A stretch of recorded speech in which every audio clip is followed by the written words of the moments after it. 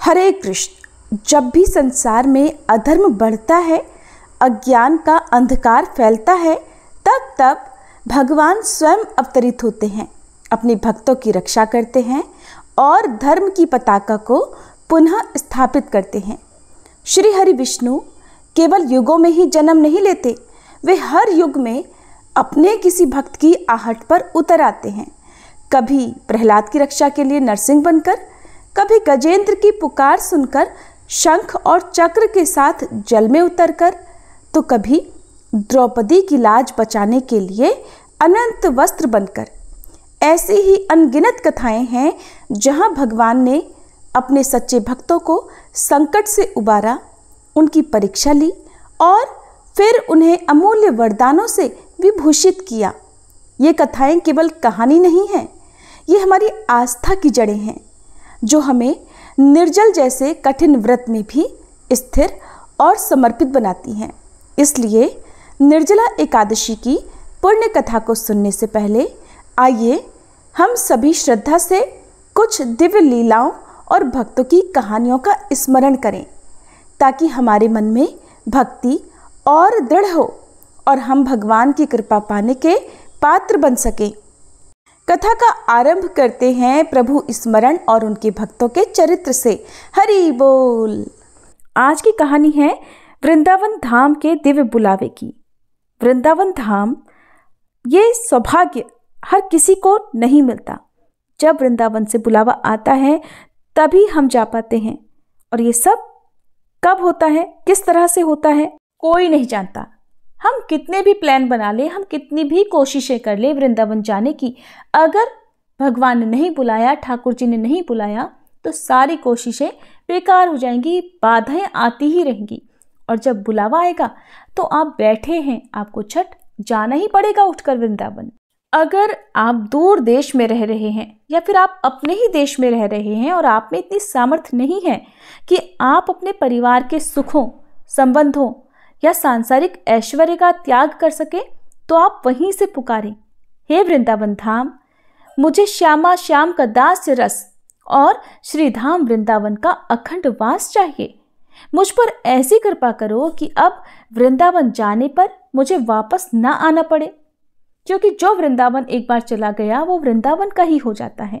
जो बार बार ऐसा पुकारता रहता है उस पर तो श्रीधाम वृंदावन की असीम कृपा होती ही है, और वृंदावन धाम उस जीव को खींच लेता है।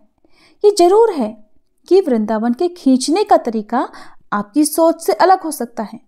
हो सकता है कि आपका वृंदावन वास आपकी सोच के बिल्कुल उल्टा हो, बिल्कुल अलग हो। इसे अच्छे से समझने के लिए भक्त के जीवन की एक सत्य घटना को आपके साथ बताते हैं। दिल्ली के एक धनी मानी पुरुष थे। उन्होंने कहीं सत्संग में सुना था कि जो वृंदावन के संतों को सुख पहुंचाता है, उनकी सेवा करता है, उस पर ठाकुर जी बड़ी जल्दी रीझ जाते हैं। और जब ठाकुर जी रीझ जाते हैं, प्रसन्न हो जाते हैं, तो वो उसे अपने समीप खींच लेते हैं, यानी कि अखंड श्रीधाम वृंदावन का वास दे देते हैं। उनके पास तो बहुत सारा धन था और भोग सामग्रियों में ही उनका मन लगा हुआ था, लेकिन सत्संग की बस एक बात उनके मन में बैठ गई।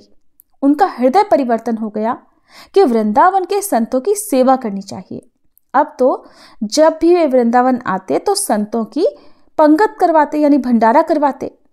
अब ऐसा मत समझिएगा कि जो वृंदावन में भंडारे खाते घूमते हैं वो ऐसे वैसे संत हैं। आप ये ध्यान दीजिए कि वो कहाँ बैठे हैं, श्रीधाम वृंदावन में। वो कहाँ जा रहे हैं? प्रिया प्रियतम का प्रसाद पाने। वृंदावन में जहां कहीं भी प्रसाद बट रहा होगा, उसका भोग पहले श्यामा श्याम को लगा होगा, और वो वृंदावन की परम प्रेममय रज में बैठकर प्रसाद पाएंगे। ये सब श्याम श्यामा के आश्रित हैं, उनके महल में, उनके धाम में रह रहे हैं और उनका उच्छिष्टामृत पा रहे हैं। ये साधारण लोग नहीं हैं। वृंदावन में हर कोई नहीं जा सकता, कोई भी साधारण जीव नहीं आ पाता। जब प्यारी जू यानी श्री राधा रानी की असीम कृपा होती है, तभी वो केवल वृंदावन जा पाता है। आप लाख कोशिश कर लीजिए, जब तक राधा रानी आपको नहीं बुलाएंगी तब तक आप वृंदावन धाम जा ही नहीं सकते। अब आप ऐसा कभी मत मान लीजिएगा कि ये जो संत हैं कि सब के सब भिखारी हैं जो इधर उधर भटकते रहते हैं, भजन तो करते नहीं, बस इधर उधर घूमते भागते फिरते रहते हैं। इनका भजन पूरा हो गया है तभी तो इनको श्रीधाम वृंदावन मिला है, नहीं तो हमें आपको नहीं मिल जाता। भजन की परिपक्व अवस्था का नाम ही धाम की प्राप्ति है। वृंदावन धाम में भजन आपको पकड़े घूमता है। यहाँ बिना भजन के कोई रह ही नहीं सकता। यहाँ आपको चलते फिरते संत, लताएं, यमुना जी, राधा वल्लभ जी, राधा रमन जी और बांके बिहारी जी दिखेंगे। इससे बड़ा है कोई भजन? यहाँ साक्षात प्रभु विराजमान है। यहाँ चारों तरफ राधा नाम की ही गूंज हो रही है। यहाँ का एक एक पत्ता प्रियाजू के यश से परिपूर्ण है और यहाँ की वायु आपको बिना चाहे भी स्पर्श करेगी, जिससे आपके समस्त पाप नष्ट हो जाएंगे। आपकी इच्छा नहीं भी होगी तब भी आपको पापों से मुक्त करने के लिए वह पवित्र वायु आपको स्पर्श कर ही लेगी। वृंदावन में जो कबहू भजन कछु नहीं होए, रज तो उड़ी लागे तनहि, पीवे यमुना तोए, वृंदावन शीतलीला। किसी की वाणी की सामर्थ्य नहीं कि यहाँ की महिमा का वर्णन कर सके। यहाँ तो जो लोग केवल वास भी कर रहे हैं उनको भी आप ऐसा वैसा बिल्कुल मत समझिएगा। जो यहाँ लाइन में बैठकर राधे राधे बोलकर 1 रुपया मांग रहे हैं ना, आप इनको कभी साधारण मत मान लीजिएगा। भूले से भी इनके प्रति मन में कोई बुरा भाव मत लाइएगा। इनका कभी अपमान मत कीजिएगा, क्योंकि ये है प्यारी राधा जी के महल के भिखारी और जहाँ के बारे में हम सोच भी नहीं सकते।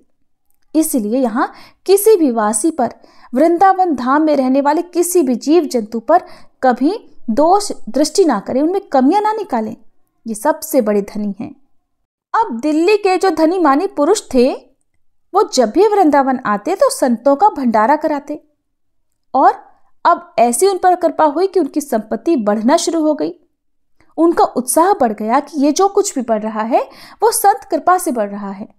अब उन्होंने हर हफ्ते वृंदावन आना शुरू कर दिया। पहले जहां महीने में केवल 1 बार भंडारा होता था, अब 4-4 भंडारे होने लगे। अब तो उनका आनंद बढ़ने लगा और उनका हृदय आनंदित रहने लगा।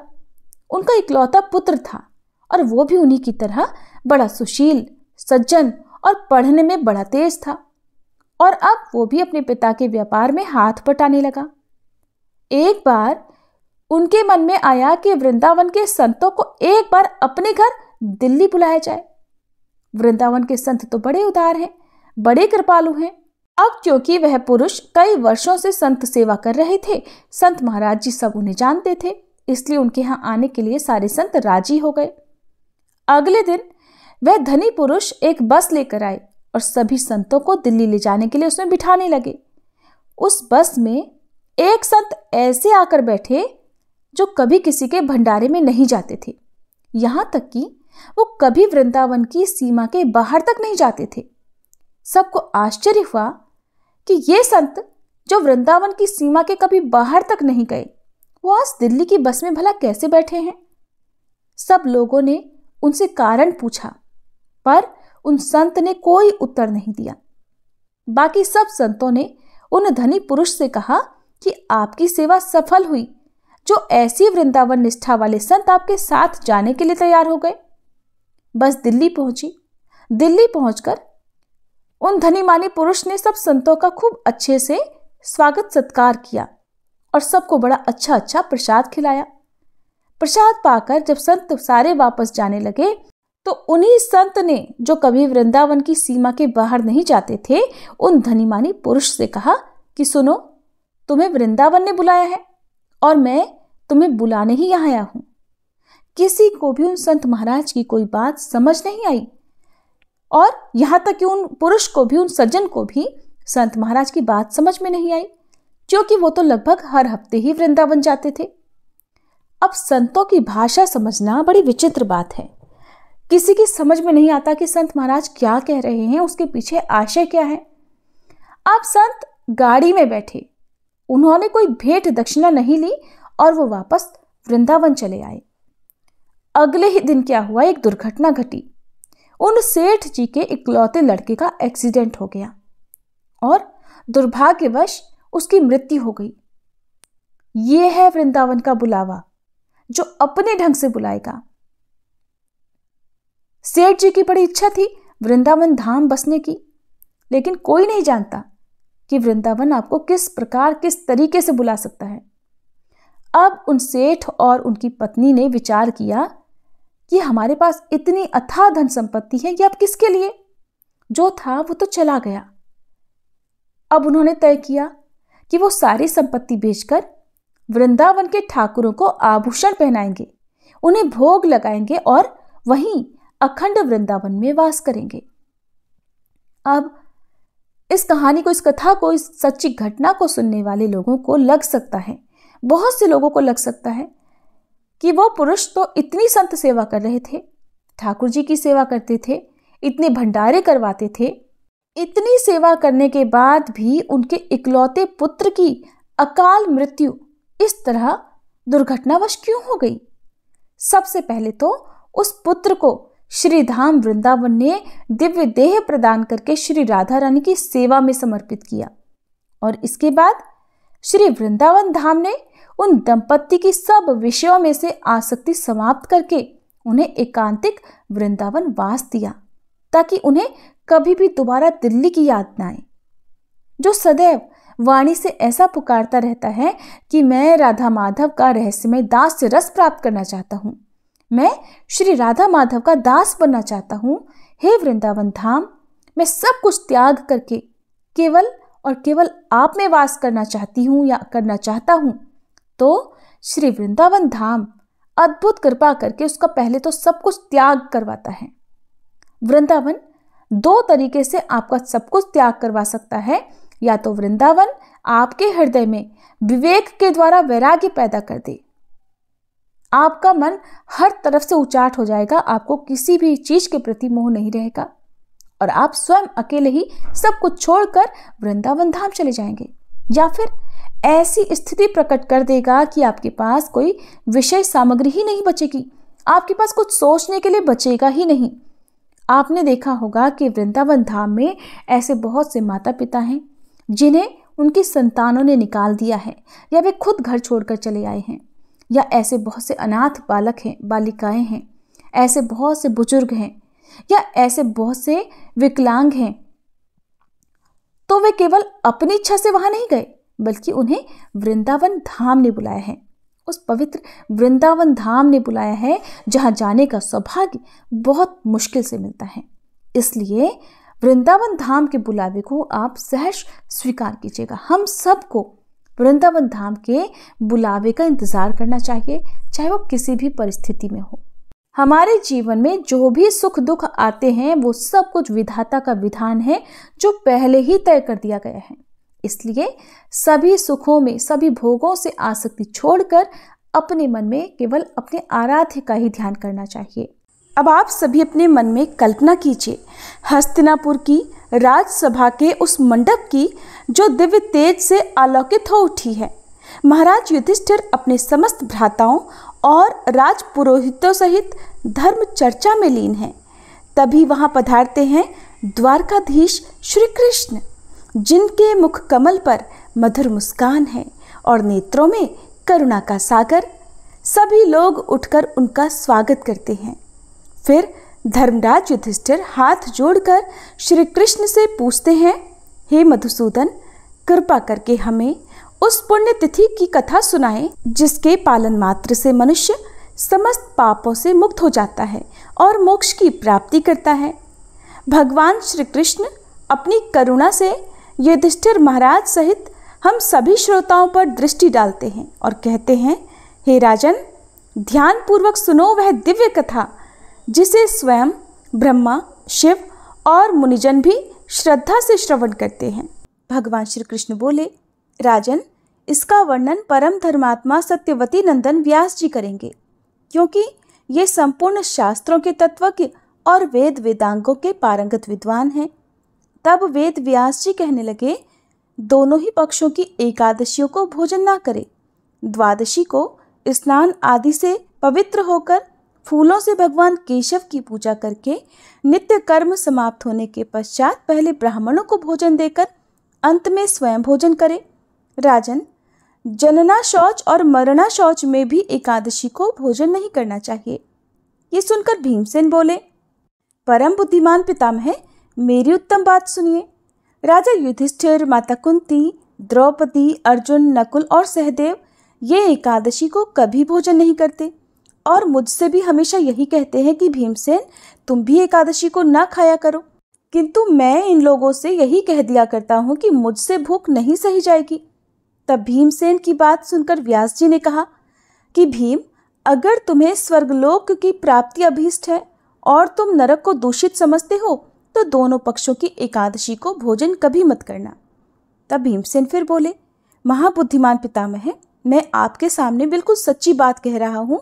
एक बार भोजन करके भी मुझसे व्रत नहीं किया जा सकता, फिर उपवास करके तो मैं भला रह ही कैसे सकता हूँ। मेरे पेट में व्रक नामक अग्नि सदा प्रज्वलित रहती है, इसलिए जब मैं बहुत अधिक खाता हूँ तभी यह अग्नि शांत होती है। इसलिए महामुनि, मैं वर्ष भर में केवल एक बार ही उपवास कर सकता हूँ, जिससे स्वर्ग की प्राप्ति हो जाए और जिसके करने से मैं कल्याण का भागी हो सकूं। मुनिवर, ऐसा कोई एक व्रत निश्चय करके बताइए, मैं उसका यथोचित रूप से पालन करूंगा। तब व्यास जी ने कहा, भीम, ज्येष्ठ मास में सूर्य वृष राशि पर हो या मिथुन राशि पर, शुक्ल पक्ष में जो एकादशी हो उसका यत्न पूर्वक निर्जल व्रत करो। केवल कुल्ला या आचमन करने के लिए मुख में जल डाल सकते हो, उसको छोड़कर और किसी प्रकार का जल विद्वान पुरुष को मुख में नहीं डालना चाहिए, नहीं तो व्रत भंग हो जाता है। एकादशी को सूर्योदय से लेकर दूसरे दिन के सूर्योदय तक मनुष्य जल का त्याग करे तो ये व्रत पूर्ण होता है। इसके बाद द्वादशी को निर्मल प्रभात काल में स्नान करके ब्राह्मणों को विधि पूर्वक जल और स्वर्ण का दान करें। इस प्रकार सब कार्य पूरा करके जितेंद्रिय पुरुष ब्राह्मणों के साथ भोजन करें। वर्ष भर में जितनी एकादशियां होती हैं उन सब का फल निर्जला एकादशी के सेवन से मनुष्य प्राप्त कर लेता है और इसमें बिल्कुल भी संदेह नहीं। शंख, चक्र और गदा धारण करने वाले भगवान केशव ने मुझसे कहा था कि यदि मनुष्य सबको छोड़कर एकमात्र मेरी शरण में आ जाए और एकादशी को निराहार रहे तो वह सब पापों से छूट जाता है। एकादशी व्रत करने वाले पुरुष के पास विशालकाय, विकराल आकृति और काले रंग वाले दंड पाशधारी भयंकर यमदूत नहीं जाते। अंतकाल में पीतांबरधारी, सौम्य स्वभाव वाले, हाथ में सुदर्शन धारण करने वाले और मन के समान वेगशाली विष्णुदूत आकर इस वैष्णव पुरुष को भगवान विष्णु के धाम में ले जाते हैं। भीम, अतः निर्जला एकादशी को पूर्ण यत्न करके उपवास करना चाहिए। तुम भी सब पापों की शांति के लिए यत्न पूर्वक उपवास और श्रीहरि का पूजन करो। स्त्री हो या पुरुष, यदि उसने मेरु पर्वत के बराबर भी महान पाप किए हों तो वह सब एकादशी के प्रभाव से भस्म हो जाते हैं। जो मनुष्य उस दिन जल के नियम का पालन करता है वह पुण्य का भागी होता है। उसे एक एक पहर में कोटि कोटि स्वर्ण मुद्रा दान करने का फल प्राप्त होता सुना गया है। मनुष्य निर्जला एकादशी के दिन स्नान, दान, जप, होम आदि जो कुछ भी करता है वह सब अक्षय होता है। ये भगवान श्री कृष्ण का कथन है। निर्जला एकादशी को विधि पूर्वक उत्तम रीति से उपवास करके मनुष्य वैष्णव पद को प्राप्त कर लेता है। एकादश्याम दिने यो अन्नम भुक्ते पापम भुनक्ति सह इहलोके च चांडालो मृतः प्राप्नोति दुर्गतिम। अर्थात जो मनुष्य एकादशी के दिन अन्न खाता है वह पाप भोजन करता है। इस लोक में वह चांडाल के समान है और मरने पर दुर्गति को प्राप्त होता है। जो ज्येष्ठ के शुक्ल पक्ष में एकादशी को उपवास करके दान देंगे वे परम पद को प्राप्त होंगे। जिन्होंने एकादशी को उपवास किया है वे ब्रह्म हत्यारे, शराबी, चोर या फिर गुरुद्रोही होने पर भी सभी पापों से मुक्त हो जाते हैं। कुंती नंदन, निर्जला एकादशी के दिन श्रद्धालु स्त्री पुरुषों के लिए जो विशेष दान और कर्तव्य बताए गए हैं उन्हें भी सुनो। उस दिन जल में शयन करने वाले भगवान विष्णु का पूजन और जलमयी धेनु का दान करना चाहिए, अथवा प्रत्यक्ष धेनु या घृतमयी धेनु का दान उचित है। पर्याप्त दक्षिणा और भांति भांति के मिष्ठान्नों द्वारा यत्नपूर्वक ब्राह्मणों को संतुष्ट करना चाहिए। ऐसा करने से ब्राह्मण अवश्य संतुष्ट होते हैं और उनके संतुष्ट होने पर श्री हरि मोक्ष प्रदान करते हैं। जिन्होंने शम, दम और दान में प्रवृत्त हो श्री हरि की पूजा और रात्रि में जागरण करते हुए इस निर्जला एकादशी का व्रत किया है, उन्होंने अपने साथ ही अपनी बीती हुई 100 पीढ़ियों को और आने वाली 100 पीढ़ियों को भगवान वासुदेव के परम धाम में पहुंचा दिया है। अन्नम वस्त्रम तथा गावो जलम शय्यासनम शुभम कमंडलु तथा छत्रम दातव्यम निर्जला दिने। अर्थात निर्जला एकादशी के दिन अन्न, वस्त्र, गौ, जल, शैया, सुंदर आसन, कमंडल और छाता दान करने चाहिए। जो श्रेष्ठ और सुपात्र ब्राह्मण को जूता दान करता है वह सोने के विमान पर बैठकर स्वर्गलोक में प्रतिष्ठित होता है। जो इस एकादशी की महिमा को भक्ति पूर्वक सुनता तथा जो भक्ति पूर्वक उसका वर्णन करता है वे दोनों स्वर्गलोक में जाते हैं। चतुर्दशी युक्त अमावस्या को सूर्य ग्रहण के समय श्राद्ध करके मनुष्य जिस फल को प्राप्त करता है वही इसके श्रवण से भी प्राप्त होता है। पहले दंत धावन करके ये नियम लेना चाहिए कि मैं भगवान केशव की प्रसन्नता के लिए एकादशी को निराहार रहकर आचमन के सिवा दूसरे जल का भी त्याग करूंगा। द्वादशी को देव देवेश्वर भगवान विष्णु की पूजा करना चाहिए। गंध, धूप, पुष्प और सुंदर वस्त्र से विधि पूर्वक पूजन करके जल का घड़ा संकल्प करते हुए निम्न मंत्र का उच्चारण करें। देव देव ऋषिकेश संसारावर्णवतारक उदकुंभ प्रदाने नय माम परमाम गतिम। अर्थात संसार सागर से तारने वाले देव देव ऋषिकेश, इस जल के घड़े का दान करने से आप मुझे परम गति की प्राप्ति कराइए। व्यास जी कहते हैं, भीमसेन, ज्येष्ठ मास में शुक्ल पक्ष की जो शुभ एकादशी होती है उसका निर्जल व्रत करना चाहिए तथा उस दिन श्रेष्ठ ब्राह्मणों को शक्कर के साथ जल के घड़े दान करने चाहिए।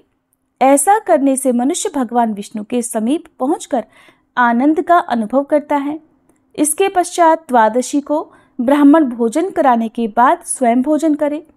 जो इस प्रकार पूर्ण रूप से पाप नाशिनी एकादशी का व्रत करता है वह सब पापों से मुक्त होकर अनामय पद को प्राप्त होता है। ऐसे व्यक्ति को मोक्ष की प्राप्ति हो जाती है।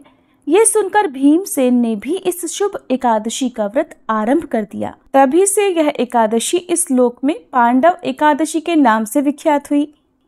जैसे ही भगवान श्री कृष्ण ने महाराज युधिष्ठिर और भीमसेन को निर्जला एकादशी व्रत का महत्व समझाया, समस्त सभा भक्ति रस में सराबोर हो उठी। ये व्रत केवल जल और अन्न के त्याग का नाम नहीं बल्कि आत्मशुद्धि, संयम और संपूर्ण श्रद्धा का प्रतीक है। जो भी श्रद्धालु इस कठिन व्रत को सच्चे मन से करता है उसे साल भर की सभी एकादशियों का फल प्राप्त होता है। इस व्रत से व्यक्ति के पाप तो नष्ट होते ही हैं, साथ ही उसे श्री हरि की कृपा से लोक और परलोक दोनों में मंगल की प्राप्ति होती है। प्रिय श्रोताओ, आज जब हमने इस पुण्य कथा का श्रवण किया तो उसका फल केवल हमारे लिए ही नहीं बल्कि हमारे पितरों और समस्त कुल के कल्याण का भी कारण बनेगा। अब हम श्री हरि विष्णु, माँ लक्ष्मी जी और भगवान श्री गणेश जी से प्रार्थना करते हैं कि हे प्रभु, अगर हमारे इस व्रत, श्रद्धा, भक्ति और कथा श्रवण में कोई त्रुटि हो गई हो तो हमें क्षमा करें।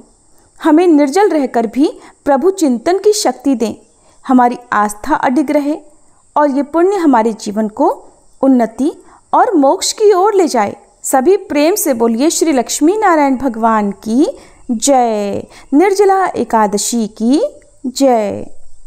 जैसे श्री हरि विष्णु की पूजा बिना तुलसी दल के अधूरी मानी जाती है, वैसे ही एकादशी व्रत की पूर्णता भी तभी होती है जब हम तुलसी माता की महिमा को समझें और उनकी कथा का श्रवण करें। तुलसी माता कोई साधारण पौधा नहीं, वे तो स्वयं भगवती लक्ष्मी का ही स्वरूप हैं, जो भगवान विष्णु को अति प्रिय हैं। जिन घरों में तुलसी पूजी जाती है वहाँ पाप और कष्ट नहीं ठहरते। आज हम निर्जला एकादशी जैसे पुण्य व्रत का पालन कर रहे हैं तो आवश्यक है कि हम तुलसी माता की महिमा को भी नमन करें।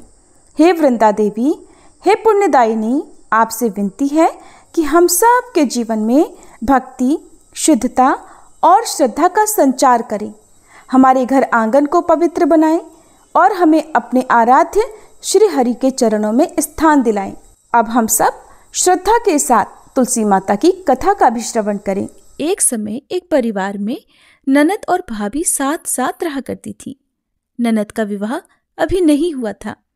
वह तुलसी जी के पौधे की बहुत सेवा करती थी, नियम से तुलसी को सींचती और दीपक जलाती थी। लेकिन उसकी भाभी को ये सारी बातें बिल्कुल भी पसंद नहीं थी। जब कभी उसकी भाभी को बहुत ज्यादा गुस्सा आता, तब वह अपनी ननद को ताना देते हुए कहती कि जब तुम्हारा विवाह होगा तो मैं इस तुलसी को ही बारातियों को खाने को दूंगी और तुम्हारे दहेज में भी तुलसी ही दूंगी। तुम जब देखो तुलसी की ही सेवा करती रहती हो। कुछ समय बीत जाने पर ननद का विवाह तय हो गया। विवाह के दिन भाभी ने अपने कहे अनुसार बारातियों के सामने तुलसी का वह गमला फोड़ दिया जिसकी सेवा उसकी ननद किया करती थी, और तुलसी के पत्ते खाने के लिए कहा। तुलसी जी की कृपा से वह फूटा हुआ गमला कई सारे स्वादिष्ट पकवानों में बदल गया। भाभी ने गहनों के नाम पर तुलसी की मंजरी से बने हुए गहने अपनी ननद को पहना दिए। देखते ही देखते तुलसी जी की मंजरी से बने वो गहने भी सुंदर सोने जवाहरात में बदल गए। इतना ही नहीं, भाभी ने मारे क्रोध के वस्त्रों के स्थान पर तुलसी का जनेऊ रख दिया और वह भी रेशमी और सुंदर वस्त्रों में बदल गया। अब जब ननद अपनी ससुराल में पहुंची तो ससुराल में तो उसके दहेज की बहुत प्रशंसा हुई। ये बात भाभी के कानों तक भी पहुंची। उसे बहुत आश्चर्य हुआ। उसने सोचा कि उसने तो ननद के गहने, कपड़े और जनेऊ तक तुलसी जी के ही रखे थे, तुलसी की मंजरी रखी थी। ये सब जानकर भाभी को बहुत आश्चर्य हुआ। अब उसे तुलसी की पूजा का महत्व समझ में आ गया। उस भाभी की भी एक लड़की थी। वह तब अपनी बेटी से कहने लगी कि बेटी, तुम भी तुलसी की सेवा किया करो, तुम्हें भी तुम्हारी बुआ की तरह फल मिलेगा। वह जबरदस्ती अपनी बेटी से तुलसी की सेवा करने को कहा करती, लेकिन लड़की का मन तो तुलसी की सेवा में लगता ही नहीं था। धीरे धीरे समय बीता। भाभी की लड़की बड़ी हो गई। अब उसके विवाह का समय आ गया। तब भाभी सोचने लगी कि जैसा व्यवहार मैंने अपनी ननद के साथ किया था, वैसे ही अब मैं अपनी बेटी के साथ भी करूंगी, तो ये भी गहनों से लद जाएगी और बारातियों को भी खाने में तरह तरह के पकवान मिलेंगे और ससुराल में भी इसे बहुत मान सम्मान मिलेगा। यही सोचकर भाभी बारातियों के सामने तुलसी का गमला फोड़ देती है, लेकिन इस बार गमले की मिट्टी मिट्टी ही रहती है। मंजरी और पत्ते भी अपने ही रूप में रहते हैं। जनेऊ ने भी अपना रूप नहीं बदला। और जब भाभी ने सभी बारातियों को खाने में तुलसी के पत्ते दिए तो ये देखकर सभी लोग और बाराती भी भाभी की बुराई करने लगे। भाभी ने लालच में आकर अपनी बेटी के दहेज में भी तुलसी के पत्ते और मंजरी आदि रख दिए थे। जब बेटी अपनी ससुराल पहुंची तो वहां पर भी उसकी बुराई ही हुई। भाभी गुस्से के मारे कभी भी अपनी ननद को नहीं बुलाती थी। एक दिन भाई ने सोचा कि मेरी पत्नी तो मेरी बहन को बुलाती नहीं है, क्यों ना मैं ही अपनी बहन से मिलकर आऊं। ये सोचकर उसने अपनी पत्नी से कहा और कुछ उपहार अपनी बहन के लिए ले जाने की बात कही। तो भाभी ने थैले में ज्वार भरकर कह दिया कि ये लो, और कुछ नहीं है, तुम यही लेकर जाओ। तब भाई बहुत दुखी मन से अपनी बहन के पास चल दिया। रास्ते में वह सोचता रहा कि कोई भाई भला अपनी बहन के घर ज्वार कैसे लेकर जा सकता है।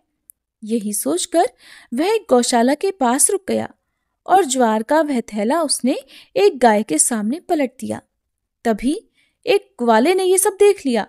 तब ग्वाले ने आकर भाई से कहा कि अरे, आप गाय के सामने ये हीरे मोती और सोना क्यों डाल रहे हो? इसे तो घास डालनी होती है। तब भाई ने देखा तो वह हैरान रह गया। फिर भाई ने ग्वाले को सारी बात बताई और धन लेकर खुशी खुशी अपनी बहन के घर चल दिया। दोनों भाई बहन एक दूसरे को देखकर बहुत प्रसन्न हो गए।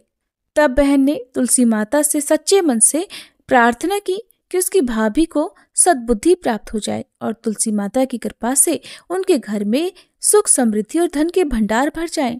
तब कुछ दिनों के बाद देखते ही देखते भाभी का मन बदल गया और वह अपनी ननद को बहुत मान सम्मान देने लगी और अब वह भी सच्चे मन से तुलसी जी की सेवा करने लगी। तुलसी माता की कृपा से उनके घर में सुख समृद्धि के भंडार भर गए। उनके घर में अब कलह क्लेश नहीं होता था और सभी सुख से रहने लगे।